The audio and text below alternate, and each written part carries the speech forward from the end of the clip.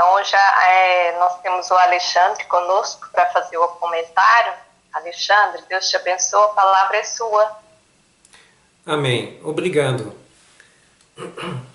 Muito bom, vamos lá. Mais uma vez, né, nós aqui neste estudo, eu gostaria antes, agradecer por nós podermos estar aqui compartilhando esse momento e podendo buscar entender um pouco mais do Evangelho, porque por mais que a gente abra ele no dia a dia e esteja estudando, sempre no dia seguinte, em uma nova leitura, vem uma coisa nova em nossas mentes, uma compreensão nova.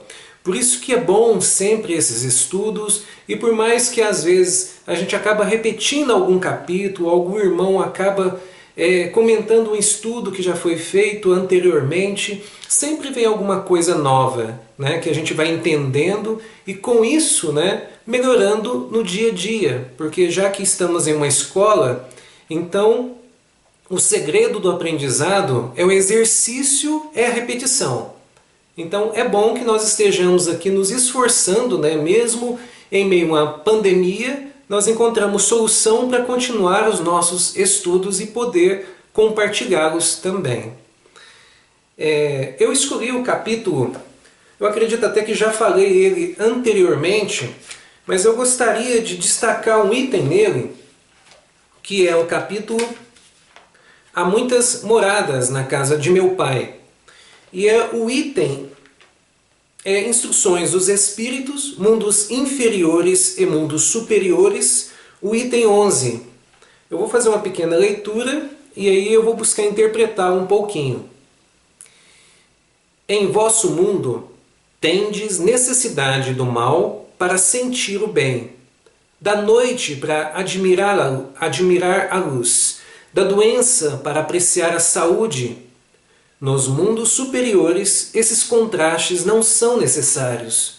A eterna luz, a eterna beleza, a eterna serenidade da alma proporcionam uma eterna alegria que não são perturbadas nem pelas angústias da vida material, nem pelo contato dos maus, que ali não tem acesso. E por que eu gostaria sempre... Na maior parte das vezes, sempre quando eu estou fazendo uma explanação ou algum estudo, eu me pego muitas vezes comentando sobre isto, sobre esses contrastes que nós ainda não entendemos em nossas vidas. Muitos de nós, por mais que estamos ingressando ou já estamos na doutrina espírita, estamos estudando, repetindo o Evangelho, várias lições nas casas espíritas, nós ainda ficamos muito chateados com tudo o que acontece à nossa volta, com a rebeldia humana e muitas vezes com a nossa própria rebeldia, com o nosso próprio meio no qual nós estamos e temos os nossos parentes, temos os nossos amigos e que nós percebemos que antes achávamos sensatos essas pessoas e elas às vezes fazem algo que não esperávamos.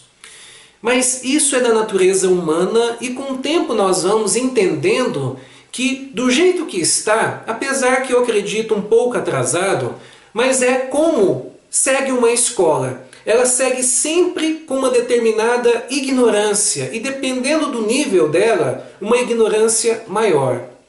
Por exemplo, aquelas crianças que estão ali no pré, elas estão sujeitas a levar um puxão de cabelo, a ficar sem lanche, a perder um brinquedo, a ter uma briguinha. Por que isso acontece?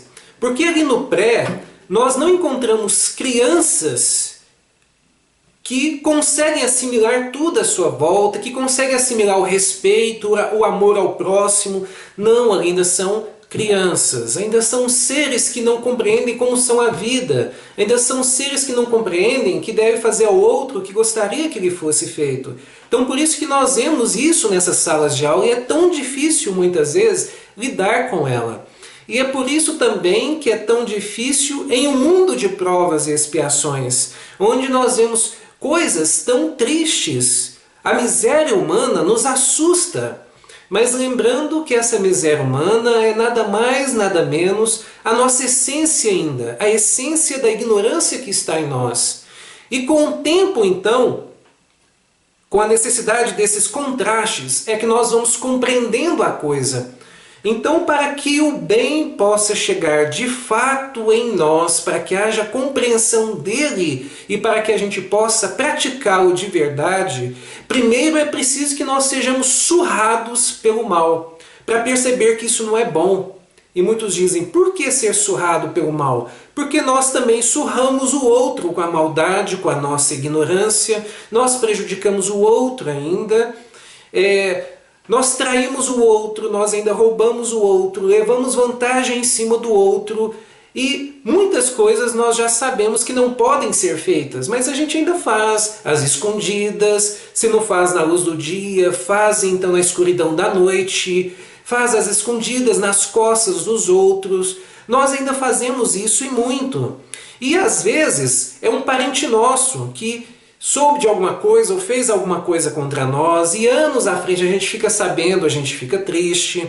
Vem de um filho, vem de um pai, vem de uma mãe, vem de uma filha, vem de um colega de trabalho que porventura tem inveja do que fazemos e o chefe às vezes gosta da gente e então por inveja inventa mentiras das quais podem nos desqualificar-nos lá naquele trabalho. São tantas coisas que o mundo nos mostra que ficamos tristes, mas que isso é necessário, porque essa tristeza que os outros trazem para nós, muitas vezes também levamos para os outros e não percebemos. Então o mundo vai trazendo aquela dor, como está escrito no Evangelho. Então Deus envia aquela dor para todos nós porque nós ainda não aprendemos. São poucos que caminham pelo amor, né? São poucos que realmente entendem seus erros e já partem para os acertos. A maior parte de nós ainda erra e repete no erro.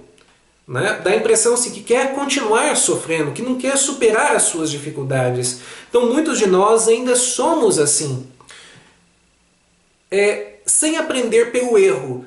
Repetindo então eles a partir das reencarnações. Com o tempo, então, Deus vai enviar essa dor que Ele envia aos seus eleitos. Aqueles que são seus filhos e aqueles que Deus quer que superem as suas dificuldades. Somos todos. Mas principalmente aqueles outros mais ignorantes. Que então ali Ele se concentra mais. E Ele envia aquela dor. E é interessante a gente ir lá na frase e compreender a dor que Deus envia aos seus eleitos. Está escrito que é uma bênção.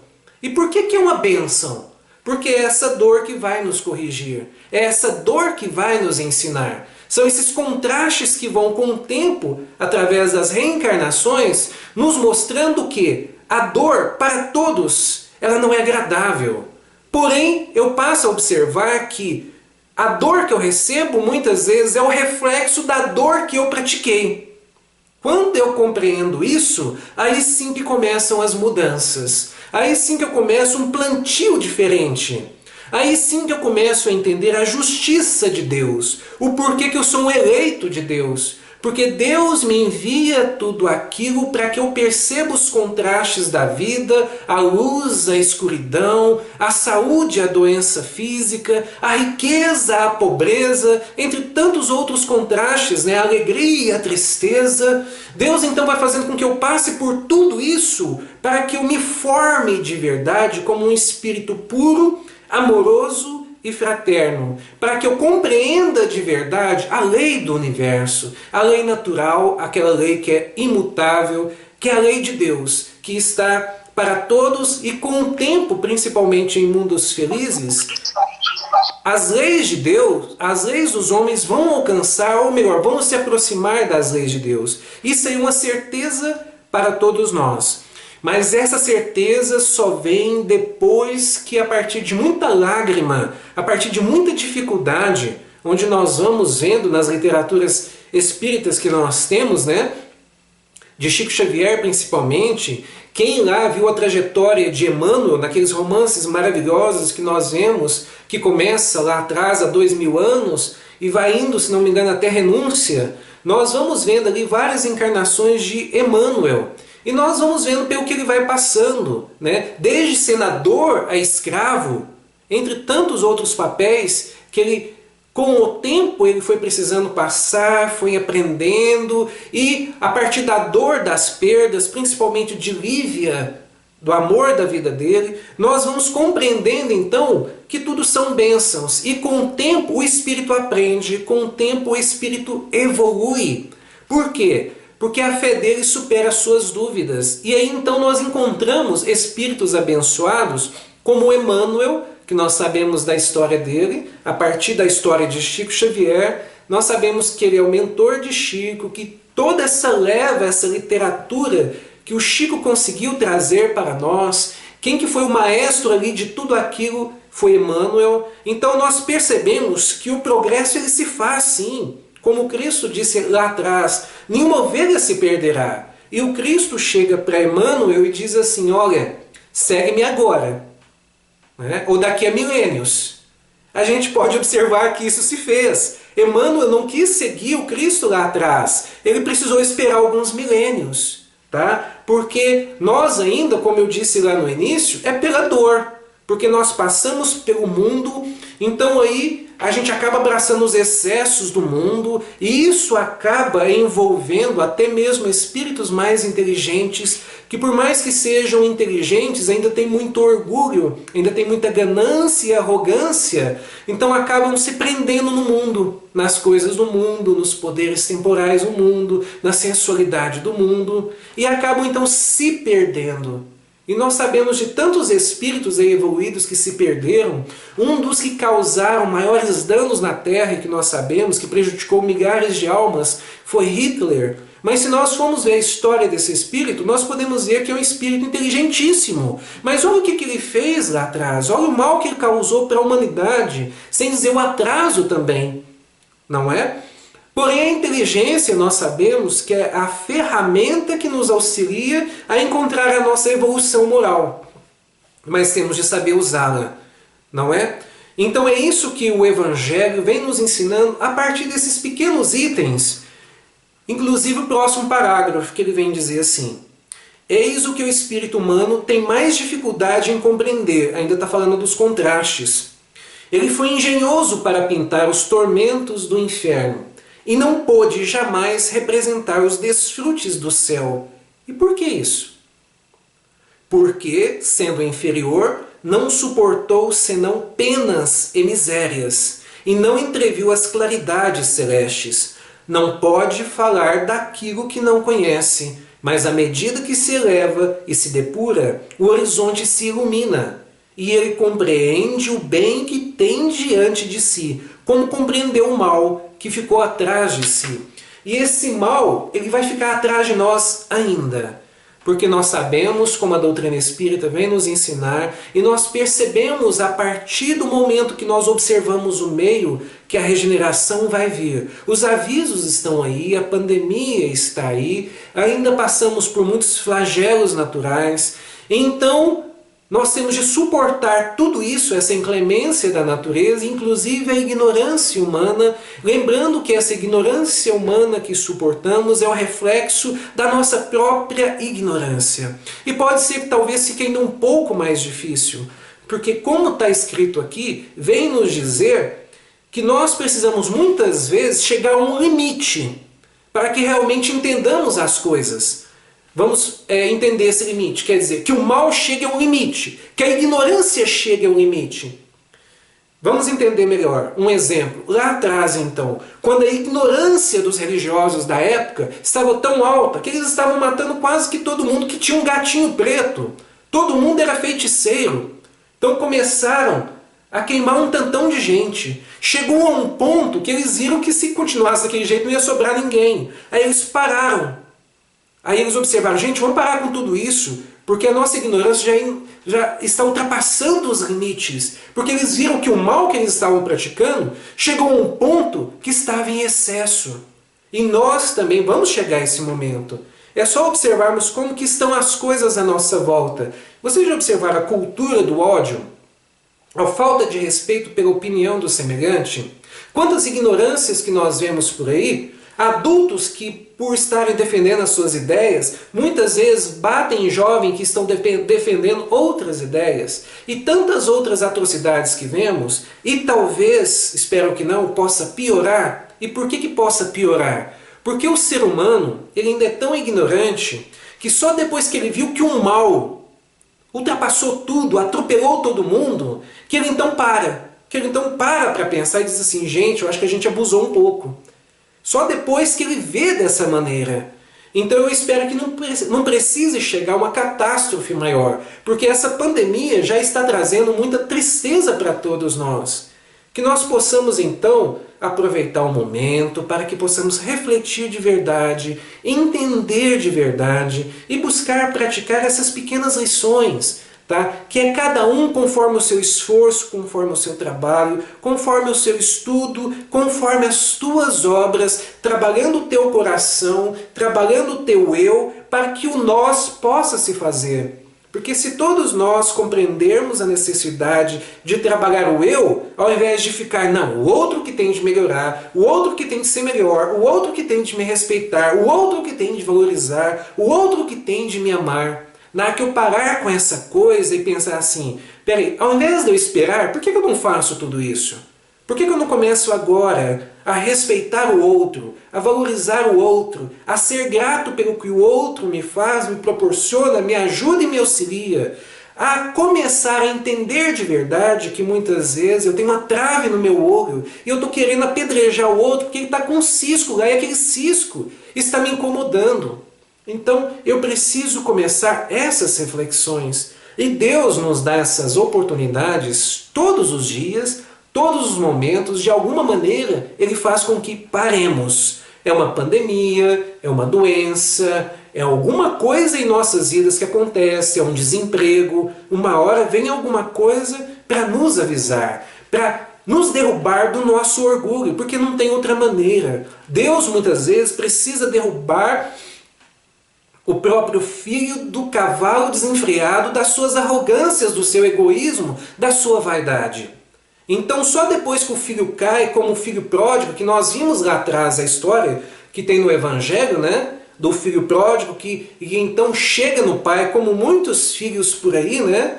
Os pais ajudam da melhor maneira possível, mas os filhos são ingratos e dizem assim, me dá a minha parte da herança que eu quero sair para o mundo. É o que muitos filhos fazem, não é? Porque não entendem o auxílio dos pais, que os pais querem o melhor para eles, querem ensiná-los a ser fortes para o mundo, mas não, a gente chega e fala desse jeito. Não, ó, me dá a minha parte aí, como se merecesse, né? Me dá a minha parte aí que eu quero sair para o mundo. Então saem para o mundo e acabam gastando toda a sua parte e percebem toda a sua ignorância quando saem para o mundo, porque Deus ensina. Deus faz com que aquele espírito, na própria existência ou nas seguintes, que ele está equivocado, que ele está errado, que ele não está valorizando tudo à sua volta. Então Deus mostra para ele. E então, depois de tanto se machucar, depois de tanto sofrer e passar por dificuldades, ele percebe o seu erro. Como nós vimos lá o caso do filho pródigo, que percebeu que até os porcos lá do seu pai se alimentavam melhor do que ele quando ele estava perdido no mundo. E então o que ele faz? Ele volta humildemente, se ajoelha perante o Pai, simbolizando que todos nós devemos sempre agradecer por todas as bênçãos e oportunidades e pedir perdão sim por nossas falhas e então nos esforçar para que possamos corrigir essas falhas.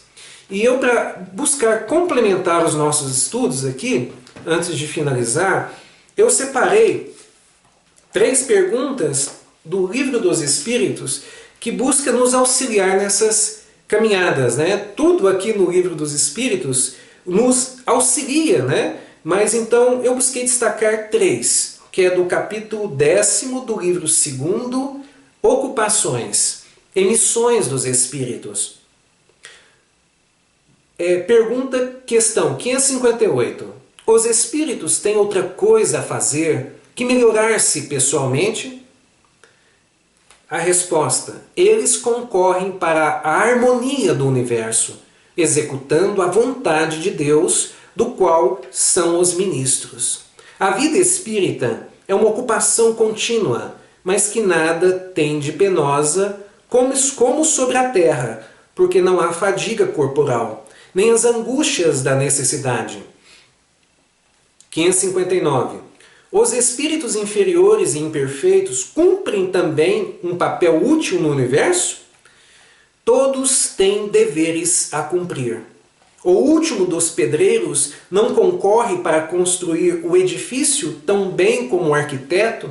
O que está querendo dizer? No momento, nós só entendemos a necessidade de nos dar aos caprichos do mundo, é o que nós vemos por enquanto, mas nós não estamos entendendo que também cabe a nós auxiliar na harmonia do universo a partir do esforço da nossa transformação moral de buscar domar as nossas más inclinações. Consequentemente, cada um fazendo a sua parte, estaremos sim também em um mundo de provas e expiações mais harmonioso, caminhando de verdade para um mundo de regeneração.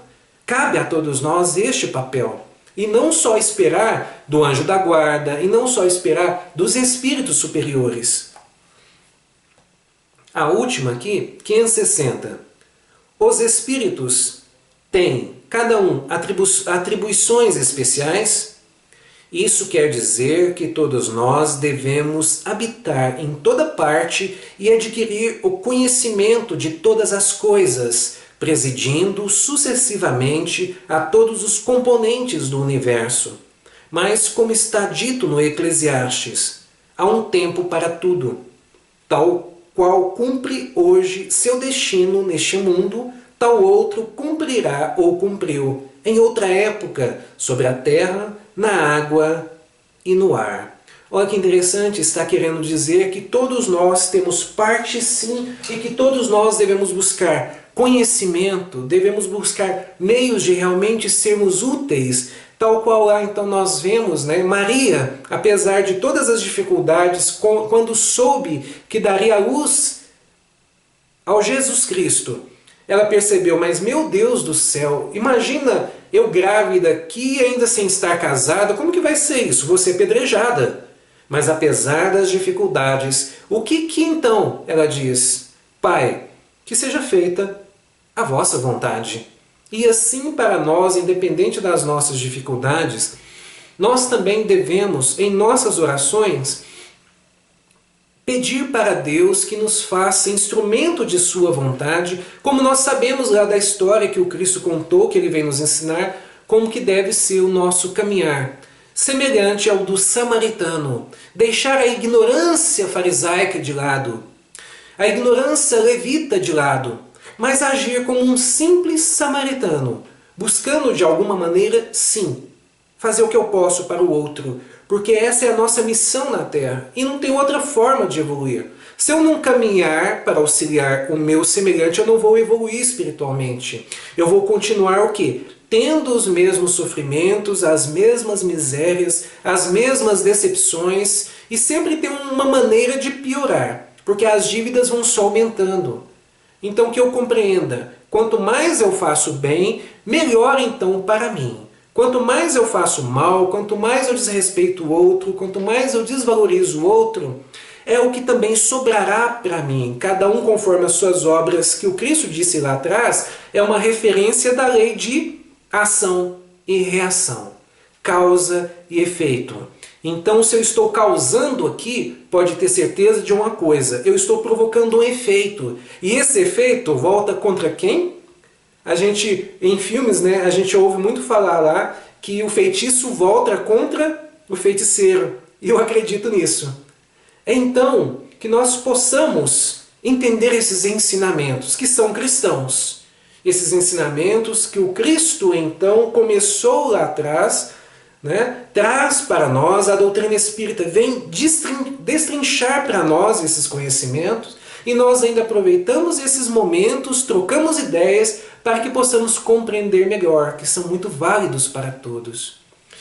Para poder finalizar mesmo, porque eu já falei muito, do livro Palavras de Vida Eterna. Eu sempre faço essa dobradinha, né? Kardec e Chico, porque eu acredito que para nós é a essência da doutrina espírita. Nós aprendemos com os dois, né? A destrinchar os ensinamentos do Cristo. Muitas vezes o que não entendemos em Kardec, Chico aqui vem com a sua literatura com palavras mais calmas e tranquilas, para que nós possamos então entender um pouquinho. E o item que eu separei é o 73, excesso. Pois que aproveitaria ao ser humano ganhar o mundo todo e perder a sua alma? Jesus. Enquanto a criatura permanece no corpo terrestre, é natural. Se preocupe com o problema da própria manutenção. Vigilância não exclui previdência, mas não podemos olvidar que o apego ao supérfluo será sempre introdução à loucura. Tudo aquilo que o homem ajunta abusivamente no campo exterior é motivo para aflição ou inutilidade. Patrimônios físicos sem proveito, isca de sombra atraindo inveja e discórdia.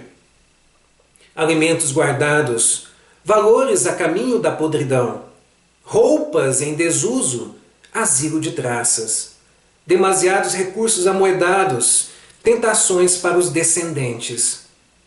Todo excesso é parede mental isolando aqueles que o criam, em cárceres de orgulho e egoísmo, vaidade e mentira.